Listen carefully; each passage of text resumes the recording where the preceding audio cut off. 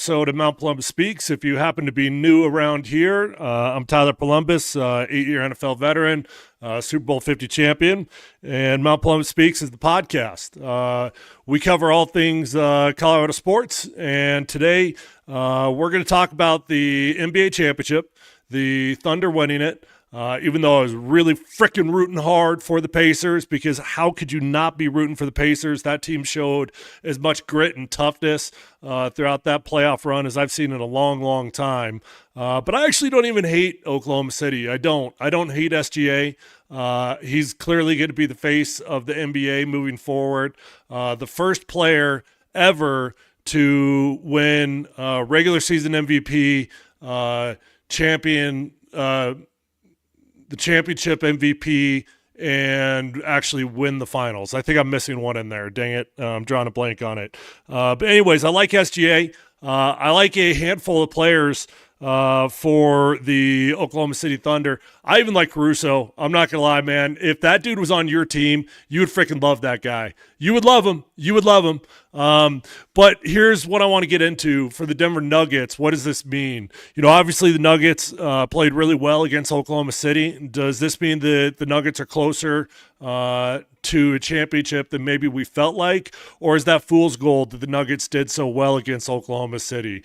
The Nuggets made some moves today with Ben Tenzer and gave some new job titles. We'll talk about that. And a couple other things that we'll dive into today. But before I get started, as always, I do need to take a quick second here just to thank my title sponsor, Safeway, who's been a part of Mount Polumbus Speaks really since the beginning. They've been a part of everything that I've done in my journey for a very long time. They're an incredible grocery store that they do a great job of sourcing things locally as much as they possibly can. So if that's your deal, that you like supporting local businesses, know that when you go to Safeway, that's exactly what you're going to do. You're going to support local businesses because Safeway sources their food as much as they possibly can, from fresh produce to tender cuts of meat.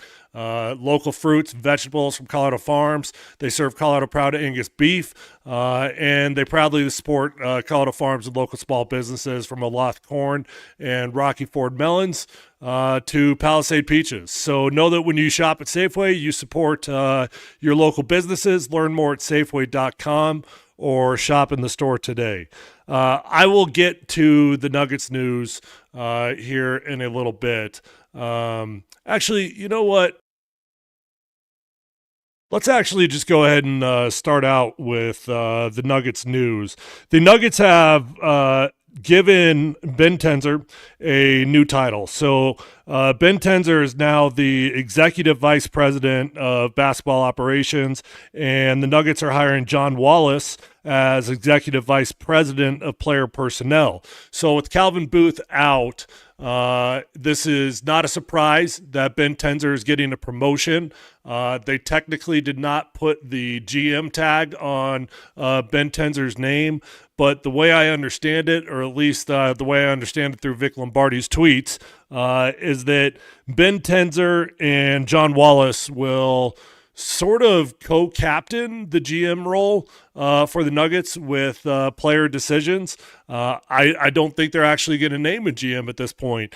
That is not a surprise. My expectation was that Ben Tenzer was going to be named the GM of the Denver Nuggets. There were a lot of clues out there for the last couple weeks. And with the NBA draft just a couple days here, the Nuggets did need to go ahead and make an announcement. So they've made that official. Ben Tenzer, Executive Vice President Executive Vice President of Basketball Operations, and John Wallace is now the Executive Vice President of Player Personnel.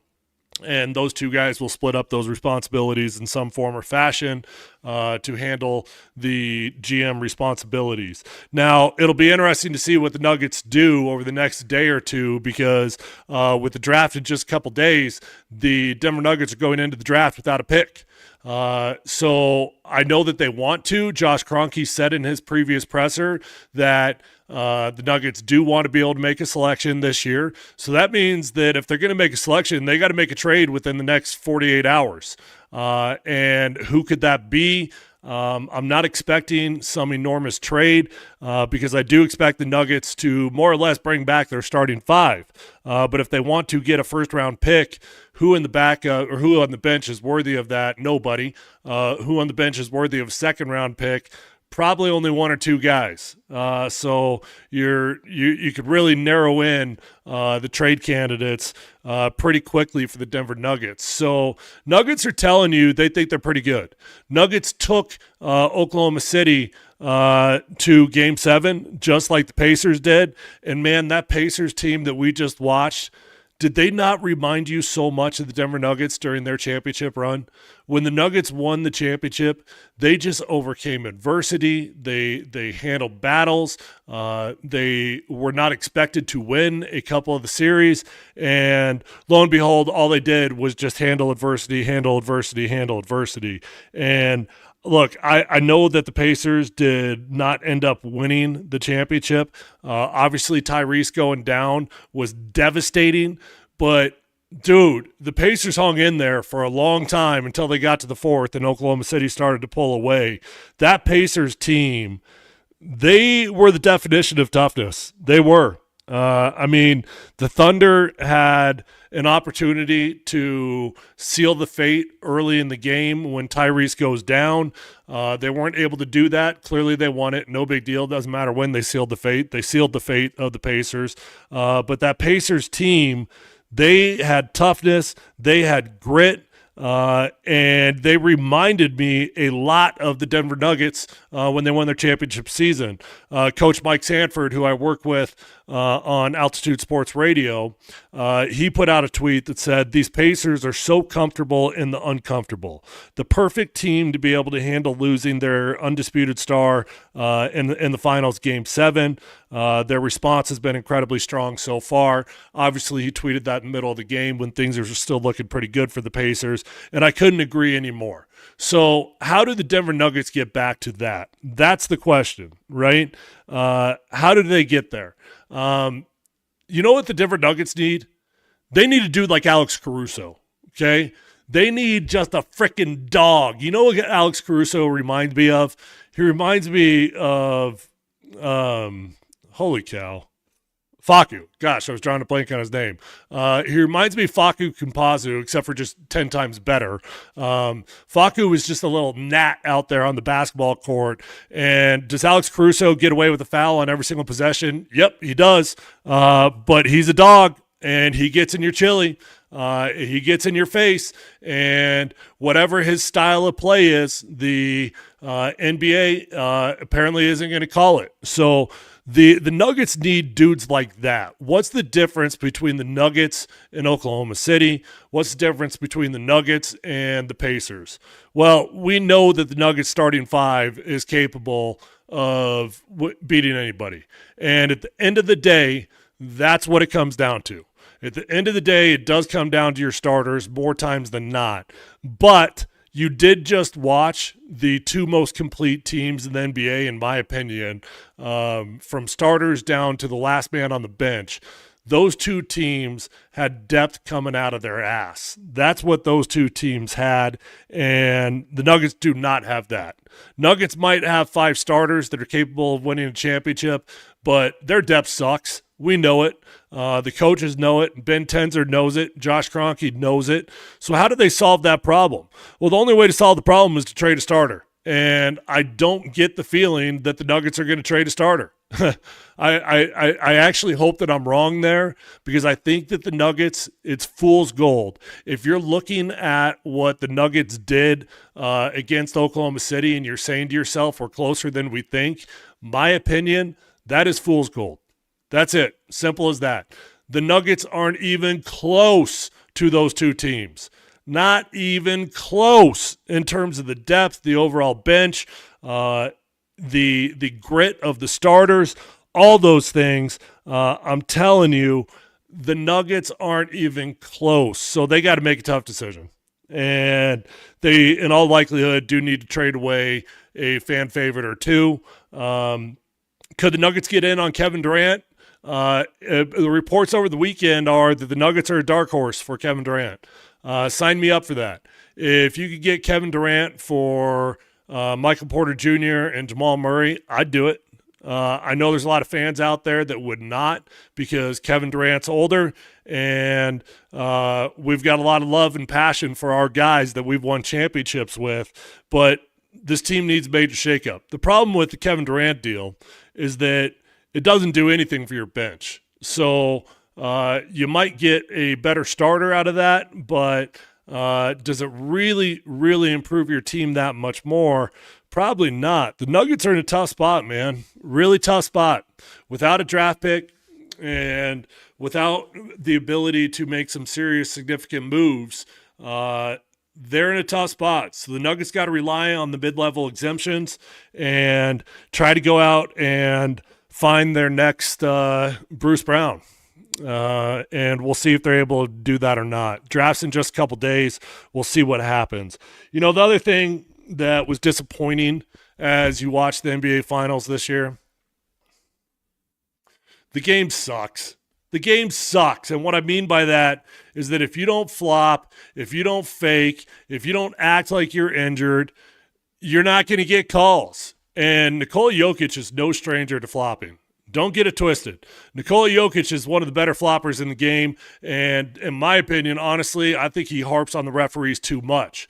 I know I'm treading in dangerous waters there by saying something negative about Nikola Jokic, but the dude flops like crazy, and the dude yaps at the referees the entire game. But the rest of the Denver Nuggets, I remember having this conversation with Vic one time, and I was like, oh, shut up, would you? Because Vic had this take that the Nuggets got to flop. That's what the Nuggets want to win the next series. They got to learn how to flop. Well, did SGA in Oklahoma City just prove that? Did they just prove Vic Lombardi right? Did they just prove that if you want to be a championship team, you got to be a wuss? I mean, that's what it feels like to me, that you got to be willing to sell your soul, that you got to be willing to act like you're dying when somebody doesn't even touch you. That's the current reality of the NBA. And it's weird because in one aspect, they're letting a lot go on defense, specifically with Alex Caruso. And I enjoyed that part. But at the same time, they're blowing the whistle when a gust of wind comes in within 3 feet of SGA. I know a lot of people are frustrated with SGA because he's such a foul line merchant, free throw merchant. I don't hate the guy. He's playing the game, and he's getting whistles. I don't think he's a bad dude. I think he's incredibly talented. In terms of faces of the NBA, I think they could go worse with a handful of other guys.